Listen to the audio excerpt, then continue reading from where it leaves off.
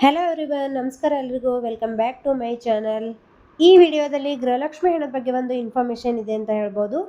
ಈಗಾಗಲೇ ಅಲ್ಲಿ ಇಲ್ಲಿ ಸುದ್ದಿಗಳು ಹರಡ್ತಾ ಇದ್ದಾವೆ. ಏನಂದ್ರೆ ಗೃಹಲಕ್ಷ್ಮಿ ಜೀವಿತ ಪ್ರಮಾಣ ಪತ್ರ ಅಂದ್ರೆ ಗೃಹಲಕ್ಷ್ಮಿಗೆ ಜೀವಿತ ಪ್ರಮಾಣ ಪತ್ರನ ಸಬ್ಮಿಟ್ ಮಾಡಬೇಕು.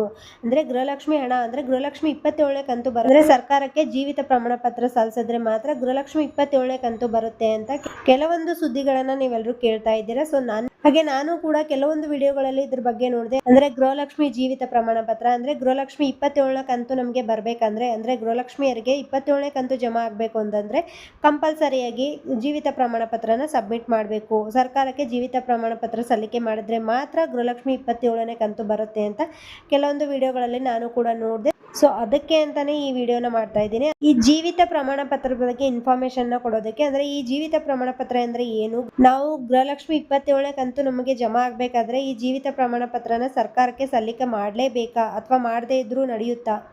ಒಂದು ವೇಳೆ ಸರ್ಕಾರಕ್ಕೆ ನಾವು ಇದನ್ನ ಜೀವಿತ ಪ್ರಮಾಣ ಪತ್ರನ ಸಲ್ಲಿಕೆ ಮಾಡಲೇಬೇಕಾದ್ರೆ ಸಬ್ಮಿಟ್ ಮಾಡಲೇಬೇಕಾದ್ರೆ ಇದನ್ನ ನಾವು ಎಲ್ಲಿ ಪಡ್ಕೊಳ್ಳೋದು ಮತ್ತೆ ಎಲ್ಲಿ ಸಬ್ಮಿಟ್ ಮಾಡೋದು, ಎಲ್ಲ ಇನ್ಫಾರ್ಮೇಶನ್ ಈ ವಿಡಿಯೋದಲ್ಲಿ ನೋಡೋಣ. ಹಾಗಿದ್ರೆ ವಿಡಿಯೋನ ಸ್ಟಾರ್ಟ್ ಮಾಡೋಣ. ವಿಡಿಯೋ ಸ್ಟಾರ್ಟ್ ಮಾಡೋದಕ್ಕೂ ಮುಂಚೆ ಹೊಸದಾಗಿ ಯಾರಾದರೂ ಈ ವಿಡಿಯೋನ ನೋಡ್ತಾ ಇದ್ರೆ ದಯವಿಟ್ಟು ಚಾನಲ್ನ ಸಬ್ಸ್ಕ್ರೈಬ್ ಮಾಡ್ಕೊಂಡು ನೋಡಿ, ಯಾಕಂದ್ರೆ ಡೈಲಿ ಹೊಸ ಹೊಸ ಅಪ್ಡೇಟ್ಗಳನ್ನ ನೀವು ತಿಳ್ಕೊಬಹುದು. ಸೊ ಹಾಗಿದ್ರೆ ವಿಡಿಯೋನ ಸ್ಟಾರ್ಟ್ ಮಾಡೋಣ ಬನ್ನಿ. ಈ ವಿಡಿಯೋದಲ್ಲಿ ಜೀವಿತ ಪ್ರಮಾಣದ ಬಗ್ಗೆ ಪೂರ್ತಿಯಾಗಿ ಇನ್ಫಾರ್ಮೇಶನ್ ತಿಳ್ಕೊಳ್ಳೋಣ. ಮೊದಲನೇದಾಗಿ ಈ ಜೀವಿತ ಪ್ರಮಾಣ ಪತ್ರ ಅಂದ್ರೆ ಏನು ಅಂದ್ರೆ ಸರ್ಕಾರಕ್ಕೆ ನಾವು ಜೀವಂತವಾಗಿ ಇದ್ದೀವಿ ಅಂತ ತಿಳಿಸ್ಕೊಡೋದು. ಅಂದ್ರೆ ಪ್ರೆಸೆಂಟ್ ಆಗಿ ಯಾರ್ಯಾರು ಗೃಹಲಕ್ಷ್ಮಿ ಹಣನ ಪಡ್ಕೊಳ್ತಾ ಇದ್ದಾರೆ ಅವರೆಲ್ಲರೂ ಕೂಡ ನಾವು ಜೀವಂತವಾಗಿದ್ದೀವಿ ಅಂದ್ರೆ ನಾವು ಜೀವಂತವಾಗಿದ್ದೀವಿ, ನಾವೇ ಹಣವನ್ನ ಪಡ್ಕೊಳ್ತಾ ಇದ್ದೀವಿ ಅಂತ ಹೇಳೋದಕ್ಕೆ ಜೀವಿತ ಪ್ರಮಾಣ ಪತ್ರನ ಸಲ್ಲಿಕೆ ಮಾಡಬೇಕು ಅಂತ. ಅಂದ್ರೆ ಈ ಜೀವಿತ ಪ್ರಮಾಣ ಪತ್ರನ ವರ್ಷ ನೀವು ಗೌರ್ಮೆಂಟ್ಗೆ ವರ್ಷ ನೀವು ಸರ್ಕಾರಕ್ಕೆ ಸಲ್ಲಿಕೆ ಮಾಡಬೇಕಾಗುತ್ತೆ.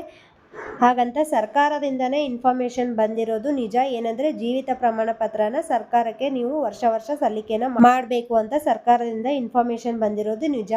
ಆದ್ರೆ ನೀವು ಜೀವಿತ ಪ್ರಮಾಣನ 27ನೇ ಕಂತು ಅಂದ್ರೆ ಗೃಹಲಕ್ಷ್ಮಿ 27ನೇ ಕಂತು ಬರೋದಕ್ಕೂ ಮುಂಚೆನೆ ಸಲ್ಲಿಕೆ ಮಾಡಬೇಕು ಅಂತ ಸರ್ಕಾರದಿಂದ ಯಾವುದೇ ಇನ್ಫಾರ್ಮೇಶನ್ ಇಲ್ಲ. ಅಂದ್ರೆ ಸರ್ಕಾರದಿಂದ ಯಾವುದೇ ಅಪ್ಡೇಟ್ ಇಲ್ಲ, ಸರ್ಕಾರದಿಂದ ಯಾವುದೇ ಮಾಹಿತಿನೂ ಕೂಡ ಹೇಳಿಲ್ಲ. ಅಂದ್ರೆ ನೀವು 27ನೇ ಕಂತು ಬರೋದಕ್ಕಿಂತ ಮುಂಚೆ ಅಂದ್ರೆ ಗೃಹಲಕ್ಷ್ಮಿ 27ನೇ ಕಂತು ನಿಮ್ಮ ಅಕೌಂಟ್ಗೆ ನಿಮ್ಮ ಖಾತೆಗೆ ಜಮಾ ಆಗೋದಕ್ಕೂ ಮುಂಚೆನೆ ನೀವು ಜೀವಿತ ಪ್ರಮಾಣ ಪತ್ರನ ಸಲ್ಲಿಕೆ ಮಾಡಬೇಕು.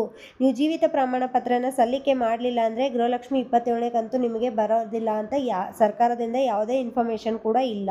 ಅಂದ್ರೆ ಗೃಹಲಕ್ಷ್ಮಿ 27ನೇ ಕಂತು ಬರೋದಕ್ಕೂ ಮುಂಚೆ ನೀವು ಜೀವಿತ ಪ್ರಮಾಣ ಪತ್ರನ ಗೌರ್ಮೆಂಟ್ಗೆ ಸರ್ಕಾರಕ್ಕೆ ಸಲ್ಲಿಕೆ ಮಾಡಬೇಕು ಅಂತ ಸರ್ಕಾರ ಎಲ್ಲೂ ಕೂಡ ಮೆನ್ಷನ್ ಮಾಡಿಲ್ಲ. ಸೊ ಹಾಗಾಗಿ ಯಾರು ಕೂಡ ಈಗಾಗಲೇ ಹೋಗಿ ಕ್ಯೂನಲ್ಲಿ ನಿಂತ್ಕೊಂಡು ಜೀವಿತ ಪ್ರಮಾಣ ಪತ್ರನ ತೆಗೆಸೋಕೆಲ್ಲ ಹೋಗಬೇಡಿ. ಇನ್ನು ಸರ್ಕಾರದಿಂದ ಪೂರ್ತಿಯಾಗಿ ಇನ್ಫಾರ್ಮೇಶನ್ ಬಂದ್ಮೇಲೆ ಕಂಪಲ್ಸರಿಯಾಗಿ ನೀವು ಜೀವಿತ ಪ್ರಮಾಣ ಪತ್ರನ ಸಲ್ಲಿಕೆ ಮಾಡಲೇಬೇಕು ಅಂದಾಗ ನೀವು ಸದ್ಯಕ್ಕೆ 27ನೇ ಕಂತು ಬರೋದಕ್ಕೆ ಜೀವಿತ ಪ್ರಮಾಣ ಪತ್ರ ಬೇಕು ಅಂತ ಸರ್ಕಾರ ಎಲ್ಲೂ ಕೂಡ ಮೆನ್ಷನ್ ಮಾಡಿಲ್ಲ. ಸೊ ಹಾಗಾಗಿ ಯಾರು ಇವಾಗಲೇ ಈ ಜೀವಿತ ಪ್ರಮಾಣ ಪತ್ರ ಸಲ್ಲಿಕೆ ಮಾಡಲೇಬೇಕು ಅಂತ ತಲೆ ಕೆಡಿಸ್ಕೊಳಕ್ ಹೋಗ್ಬೇಡಿ. ಸೊ ಸರ್ಕಾರದಿಂದ ಪೂರ್ತಿಯಾಗಿ ಅಂದ್ರೆ ಕಂಪಲ್ಸರಿಯಾಗಿ ನೀವು ಜೀವಿತ ಪ್ರಮಾಣ ಪತ್ರನ ಸಲ್ಲಿಕೆ ಮಾಡಲೇಬೇಕು ಅಂದಾಗ ಅದರ ಬಗ್ಗೆ ನಾನು ಇನ್ಫಾರ್ಮೇಶನ್ ಕೊಡ್ತಾ ಇರ್ತೀನಿ. ಸೊ ಆವಾಗ ನೀವು ಜೀವಿತ ಪ್ರಮಾಣ ಪತ್ರನ ತಗೋಬೇಕಾಗುತ್ತೆ. ಸೊ ಜೀವಿತ ಪ್ರಮಾಣ ಪತ್ರ ನನ್ಗನ್ಸಿದ ಮಟ್ಟಿಗೆ ಜೀವಿತ ಪ್ರಮಾಣ ಪತ್ರ ಎಲ್ಲಿ ಅಂದ್ರೆ ಗ್ರಾಮ ಒನ್ ಕಚೇರಿಗಳಲ್ಲಿ ಸಿಗ್ಬೋದು. ಸೊ ಅಂದ್ರೆ ಗ್ರಾಮ ಒನ್ ಕಚೇರಿ ನೀವು ಜೀವಿತ ಪ್ರಮಾಣ ಪತ್ರನ ತಗೋಬಹುದು. ಸೊ ಅದನ್ನ ಮೋಸ್ಟ್ಲಿ ಆಗಿ ಬ್ಯಾಂಕ್ನವ್ರಿಗೆ ಸಬ್ಮಿಟ್ ಮಾಡಬೇಕಾಗುತ್ತೆ. ಅಂದ್ರೆ ಸರ್ಕಾರದಿಂದನೇ ಅಪ್ಡೇಟ್ ಬರುತ್ತೆ ಅದು. ಅಂದ್ರೆ ನೀವು ಜೀವಿತ ಪ್ರಮಾಣ ಪತ್ರನ ಎಲ್ಲಿ ಸಬ್ಮಿಟ್ ಮಾಡಬೇಕು ಎಲ್ಲಿ ಸಲ್ಲಿಕೆ ಮಾಡಬೇಕು ಅಂತ ಸರ್ಕಾರದಿಂದನೇ ಅಪ್ಡೇಟ್ ಬರುತ್ತೆ. ಸೊ ಆ ಅಪ್ಡೇಟ್ ಬಂದಾಗ ನಾನು ಖಂಡಿತವಾಗ್ಲೂ ವಿಡಿಯೋ ಮಾಡಿ ತಿಳಿಸ್ತೀನಿ. ಸರ್ಕಾರ ಇನ್ನೂ ಕೂಡ ಅಂದ್ರೆ ಈಗ ನೀವು 27ನೇ ಕಂತು ಬರೋದಕ್ಕೂ ಮುಂಚೆನೆ ಜೀವಿತ ಪ್ರಮಾಣ ಪತ್ರ ಕಂಪಲ್ಸರಿಯಾಗಿ ಸಬ್ಮಿಟ್ ಮಾಡಲೇಬೇಕು ಅಂತ ಎಲ್ಲೂ ಕೂಡ ಮೆನ್ಷನ್ ಮಾಡಿಲ್ಲ. ಸೊ ಹಾಗಾಗಿ ಯಾರು ಕೂಡ ಈಗಾಗಲೇ ನೀವು ನಿಮ್ಮ ಗ್ರಾಮಗಳಲ್ಲಿ ಅಥವಾ ಇವು ಯಾವುದೇ ನೆಟ್ ಸೆಂಟರ್ಗಳಲ್ಲಿ ಹೋಗು ಈಗಾಗಲೇ ಕ್ಯೂಗಳಲ್ಲಿ ನಿಂತ್ಕೊಂಡು ಎಲ್ಲ ಜೀವಿತ ಪ್ರಮಾಣನ ತಗೊಳಕ್ ಹೋಗಬೇಡಿ. ಸೊ ಸರ್ಕಾರದಿಂದ ಇದು ನೀವು ಕಂಪಲ್ಸರಿಯಾಗಿ ನೀವು ಸಬ್ಮಿಟ್ ಮಾಡಲೇಬೇಕು ಅಂತ ಯಾವಾಗ ಅಪ್ಡೇಟ್ ಬರುತ್ತೆ ಸೊ ಆವಾಗ ನೀವು ಜೀವಿತ ಪ್ರಮಾಣನ ತಗೋಬಹುದು. ಸೊ ಇದಿಷ್ಟು ಇವತ್ತಿನ ಇನ್ಫಾರ್ಮೇಶನ್ ಆಗಿರುತ್ತೆ. ಅಂದ್ರೆ ಜೀವಿತ ಪ್ರಮಾಣ ಪತ್ರದ ಬಗ್ಗೆ ಇನ್ಫಾರ್ಮೇಶನ್ ಆಗಿರುತ್ತೆ. ಸೊ ಯಾರು ಕೂಡ ತಲೆ ಕೆಡಿಸ್ಕೊಳಕ್ ಹೋಗ್ಬೇಡಿ. ಸರ್ಕಾರದಿಂದ ಯಾವಾಗ ಜೀವಿತ ಪ್ರಮಾಣ ಸಲ್ಲಿಕೆ ಮಾಡಲೇಬೇಕು ಅಂತ ಅಪ್ಡೇಟ್ ಆವಾಗ ನೀವು ಜೀವಿತ ಪ್ರಮಾಣ ಪತ್ರನ ಕಲೆಕ್ಟ್ ಮಾಡ್ಕೊಂಡು ನೀವು ಸಬ್ಮಿಟ್ ಮಾಡಬೇಕಾಗುತ್ತೆ. ಸೊ ಇದಿಷ್ಟು ಇವತ್ತಿನ ಇನ್ಫಾರ್ಮೇಶನ್ ಆಗಿರುತ್ತೆ. ಈ ಮಾಹಿತಿ ನಿಮಗೆ ಇಷ್ಟ ಆದಲ್ಲಿ ವಿಡಿಯೋಗೆ ಒಂದು ಲೈಕ್ ಕೊಡೋದನ್ನ ಮರಿಬೇಡಿ. ಹಾಗೆ ಆದಷ್ಟು ವಿಡಿಯೋನ ಶೇರ್ ಮಾಡಿ.